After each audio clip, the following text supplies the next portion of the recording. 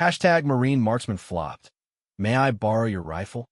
She sends 103 targets down. Captain Sarah Chun was about to turn and walk away when she noticed something that made her pause. While the Marine marksmen continued their struggle against the stubborn targets, she found herself studying the shooting positions and techniques being used. Having grown up on her grandfather's ranch in Montana, she had learned to shoot at a young age, but this was her first time observing trained military snipers in action. What struck her immediately was how different their approach was from what she remembered from her childhood hunting experiences. The Marines were following textbook procedures, calculating wind speed, adjusting for temperature and humidity, consulting their data books, and making precise mechanical adjustments to their scopes. All very technical, she thought to herself, remembering how her grandfather had taught her shoot by feel and instinct rather than complex calculations. "Ma'am, we're going to need to clear the area," said Lieutenant Barnes, approaching her with the paperwork she had come to deliver. "We're extending the exercise for another hour to see if conditions improve." Captain Chin nodded and handed over the logistics reports. "How often do training exercises go like this?" she asked, genuinely curious about what she was witnessing. Barnes looked embarrassed. "This is unusual. Normally, these guys can hit a dime at 500 yards. Today, well, you can see for yourself." As they talked, another volley of shots rang out across the range, followed by the familiar call of miss from the observation tower. The frustration among the Marines was becoming visible, shoulders sagging, more frequent adjustments to equipment, longer pauses between shots. "The targets they're using," Chun said, studying the range through her binoculars. "They're designed to simulate real combat scenarios." "Exactly. Different positions, various ranges, realistic coloring, and sizing.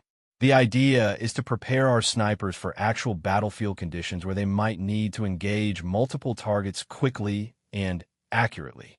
Chun continued watching as Staff Sergeant Santos lined up another shot at an 800-yard target. The Marine's technique was flawless. Proper body position, steady breathing, smooth trigger pull. Yet when the shot was fired, dust kicked up several feet to the left of the intended target. "Wind got her," Barnes observed. "It's been shifting constantly all morning."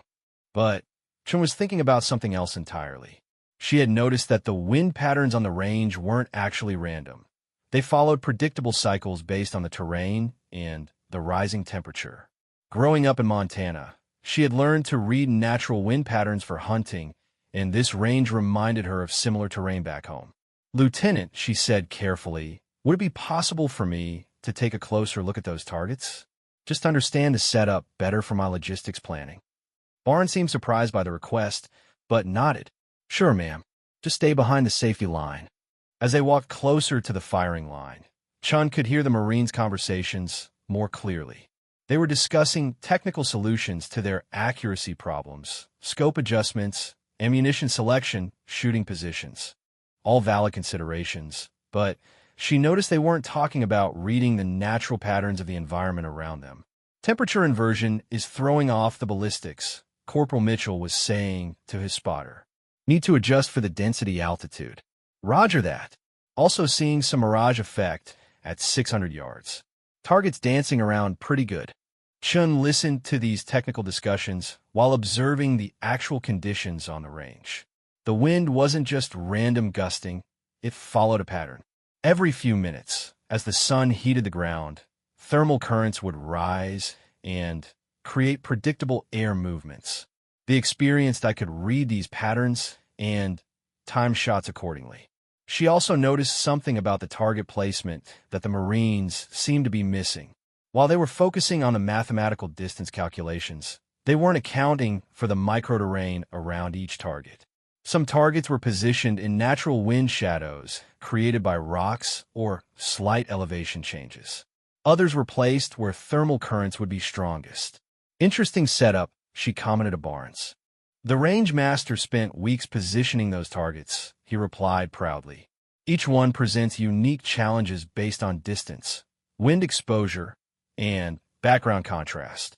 She nodded, but she was thinking that the challenges were actually quite predictable if you understood how to read the landscape. Her grandfather had always said that the best hunters weren't necessarily the best shots. They were the ones who understood how to work with nature instead of fighting against it. As another round of misses was called out, Chen found herself mentally calculating how she would approach each target, not through mathematical formulas, but through reading the natural signs that indicated the best timing for each shot. "Ma'am," called out Gunnery Sergeant Williams from the observation tower, "I'm going to need you to step back. We're going to try a different approach with some rapid engagement exercises." But instead of stepping back, Chen found herself walking toward the firing line. The Marines looked up in surprise as the logistics officer approached their position. "Captain," Staff Sergeant Santos questioned, uncertain about this unexpected development. Chen stopped next to the firing position and studied the range one more time. 53 targets remained standing, a testament to how challenging the conditions were. But as she watched the wind patterns and thermal effects, she began to see the solution to the puzzle. "Sergeant," she said to Santos, "may I ask what your background is in shooting?" Santos looked confused by the question. "Marine Corps Sniper School, ma'am. Advanced marksmanship training, competition shooting, instructor certification. I've been doing this for 8 years. All excellent credentials," Chen replied. "But have you ever done any hunting? Civilian hunting, I mean." The question seemed odd to Santos, but she answered honestly. "No, ma'am. Grew up in the city. Military training is all I've known." Chen nodded thoughtfully. Different approaches to the same basic skill. She paused, studying the range again. "Sergeant, I have an unusual request." "Mom, may I borrow your rifle?" The question hung in the air like a thunderclap. Every Marine on the firing line turned to stare at the logistics officer who had just asked to borrow a sniper rifle during a training exercise. The very idea was so unexpected that no one immediately knew how to respond. "Ma'am," Lieutenant Barnes said carefully, stepping closer, "this is a specialized training exercise for qualified marksmen only." "I understand that," Chen replied calmly. "I'm not asking to interfere with your training. I'm asking for permission to attempt something that might be instructive for everyone here." Gunnery Sergeant Williams had climbed down from the observation tower and was approaching the group. "Captain, with all due respect, this is precision shooting equipment. It requires specialized training to operate safely and effectively. I'm familiar with rifle safety and operation," Chen said simply. "I grew up shooting on my family's ranch in Montana. Different context, same basic principles."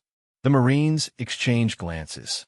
The suggestion was highly irregular, but something about Chen's quiet confidence gave them pause. She wasn't boasting or showing off. She was making what seemed like a reasonable request based on genuine experience. "Ma'am," Santos said slowly, "this isn't like civilian shooting. These targets are positioned at distances from 300 to 800 yards under challenging conditions.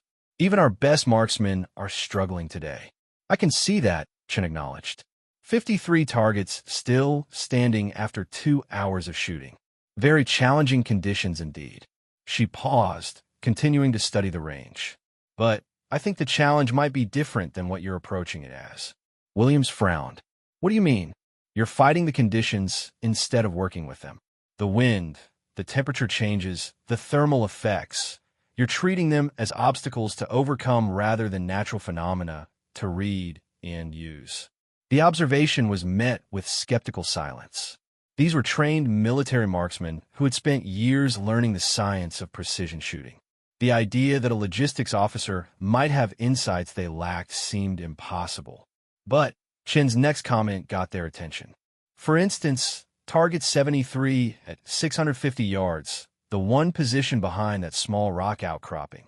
You've all been shooting at it during the thermal lift periods when the air is most unstable. But if you wait for the thermal to settle about 30 seconds after each cycle, the air clears and the wind drops to almost nothing for maybe 10 seconds.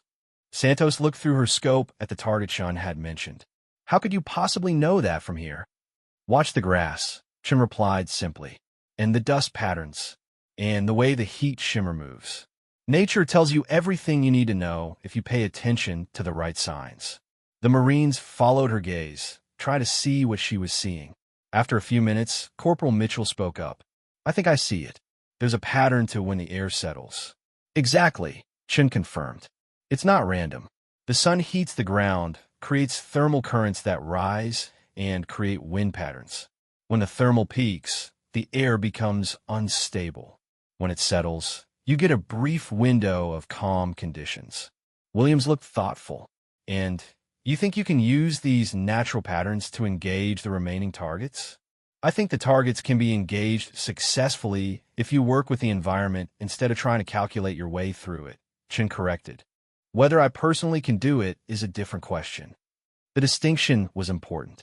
She wasn't claiming superiority over the trained Marines, just suggesting a different approach to the problem they were all facing. Santos looked at her rifle, then at the targets, then at Captain Chun. Ma'am, are you seriously asking to attempt what 12 trained Marine marksmen haven't been able to accomplish? I'm asking for the opportunity to try a different approach, Chun replied. If it doesn't work, you've lost nothing but a few minutes and some ammunition. If it does work, maybe it offers some insights that could be useful for future training. The logic was sound, even if the situation was unprecedented. Williams found himself considering the request seriously. The exercise was already a failure by conventional standards. What harm could come from letting the captain try her unconventional approach? This is highly irregular, he said finally. Yes, sir, it is, Chun agreed. But so is a dozen expert marksmen missing 53 targets in a routine training exercise. The comment was delivered without disrespect, but it highlighted the unusual nature of the entire morning. Normal procedures and expectations had already been abandoned. Perhaps it was time to consider unconventional solutions. If I allow this, Williams said slowly, it would be purely experimental. You'd be using military equipment on a military range, under military supervision. Understood, Chen replied. And if you damage the rifle or hurt yourself, it becomes a very complicated situation from a liability standpoint. Also understood. Williams looked around at the assembled Marines, trying to read their reactions. Some seemed skeptical, others curious. All of them were clearly frustrated with their own lack of success. Sergeant Santos, he said finally, it's your rifle. Your call. Santos studied Captain Chun for a long moment. There was something about the logistics officer's quiet confidence that was compelling. She wasn't making grand claims or promising miraculous results. She was simply asking for the chance to try a different approach to a problem that had stumped everyone else. Ma'am, Santos said slowly, if you think you can read those wind patterns and thermal effects well enough to engage those targets, I'd be very interested to see it done. She paused, then added, but I have one condition. What's that? You let me spot for you. I want to understand exactly what you're seeing and how you're reading these environmental signs. Chun smiled for the first time that morning. I'd be honored to have an expert spotter, Sergeant. And with that simple exchange, the morning's frustrated training exercise was about to transform into something none of them would ever forget. Hashtag Marine Marksman flopped. May I borrow your rifle? She sends 103 targets down. Staff Sergeant Santos carefully handed over her M40A6 sniper rifle to Captain Chun, watching closely as the logistics officer examined the weapon with practiced familiarity. Chin's hands moved confidently over the rifle, checking the safety, testing the bolt action, and settling into a comfortable prone position behind the scope. Nice rifle, Chin commented, adjusting the cheek rest to fit her build. How's it zeroed? Dead on at 100 yards as of yesterday, Santos replied, lying down beside Chun in the spotter position. Dope chart is in the stock compartment if you need it. Chin nodded, but didn't reach for the data book. Instead, she spent several minutes simply observing the range through the scope, watching the targets, and studying the environmental conditions. The other Marines gathered behind them, curious to see what would happen next. Target selection? Santos asked, assuming Chin would start with one of the closer, easier shots. We'll work systematically, Chin replied, surprising everyone. But not by distance, by environmental windows. She pointed toward a cluster of targets at various ranges on the left side of the range. See how the thermal effects are moving across that section? There's going to be a calm period starting in about 45 seconds that will last maybe 2 minutes. That's our first shooting window. Gunnery Sergeant Williams had returned to the observation tower with his binoculars, while Lieutenant Barnes positioned himself where he could observe Chen's technique. The other Marines spread out behind the firing line, some skeptical, others genuinely curious about this unconventional approach. First target, Chen announced, 620 yards, kneeling figure behind the rocks. Santos looked through her spotting scope at the target Chen had selected. It was one of the more challenging shots, partially concealed at significant distance, and positioned where wind effects had been particularly troublesome all morning. "Ma'am, that's not exactly an easy warm-up shot," Santos cautioned. "It's the right shot for the current conditions," Chen replied calmly. She was watching the grass and dust patterns across the range, reading signs that were invisible to the Marines. 30 seconds. As they waited, Chen explained what she was seeing. "Watch the heat shimmer over that rocky area. See how it's settling down? And look at the grass about halfway to the target. It's starting to stand straighter as the thermal current weakens." Santos followed Chen's guidance, beginning to see patterns she had never noticed before. "I see it. The mirage effect is definitely diminishing." 15 seconds, Chen announced. "When I say send it, the conditions will be optimal for about 8 seconds. The Marines watched in fascination as Chen prepared for the shot. Her breathing was controlled and rhythmic, her body position relaxed but stable. Unlike their technical approach with complex calculations, she seemed to be operating purely on instinct and environmental awareness. "Send it," Chen whispered. The rifle cracked, and a split second later, Santos called out, "Hit!" "Center mass." A cheer went up from the observation tower as the first target of the day fell cleanly. But Chen was already transitioning to her next target, riding the same environmental window. Target at 480 yards, prone position behind the log. Before Santos could even locate the target through her scope, Chen had fired again. Another hit, another target down. "How did you acquire so fast?" Santos asked, amazed by the speed of target engagement. "I've been studying all the targets for the past hour," Chen explained, already lining up a third shot. "I know where each one is and which order to engage them for maximum efficiency." The third shot in the sequence dropped another target, and the fourth connected as well. In less than 90 seconds, Chen had successfully engaged 4 targets that had frustrated the Marines all morning.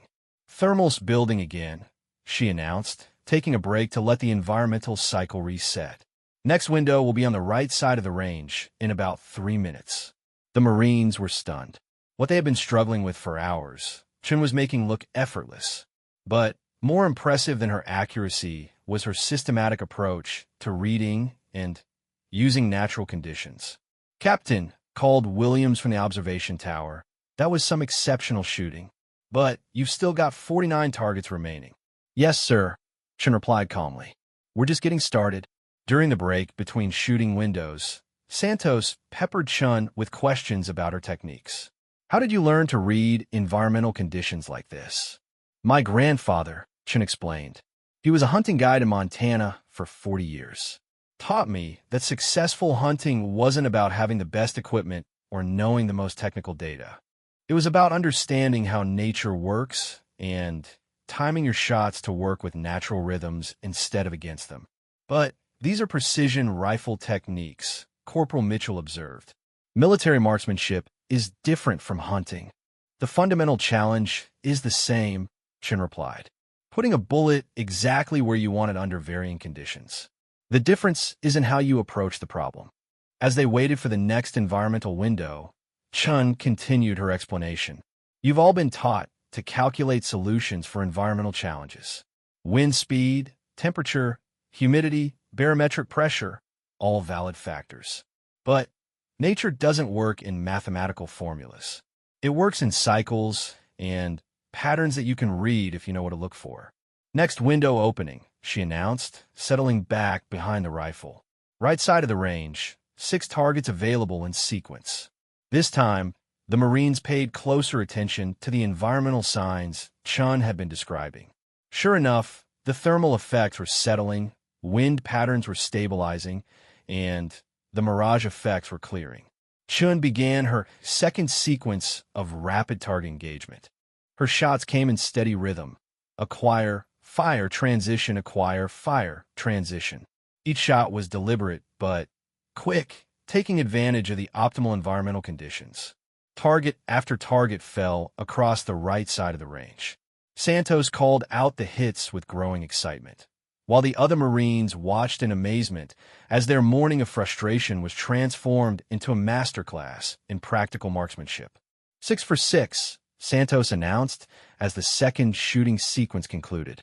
That's 10 targets down in less than 5 minutes total. 43 remaining, Chun said matter-of-factly, already preparing for the next environmental cycle. Over the following hour, Chun continued her systematic approach to clearing the range.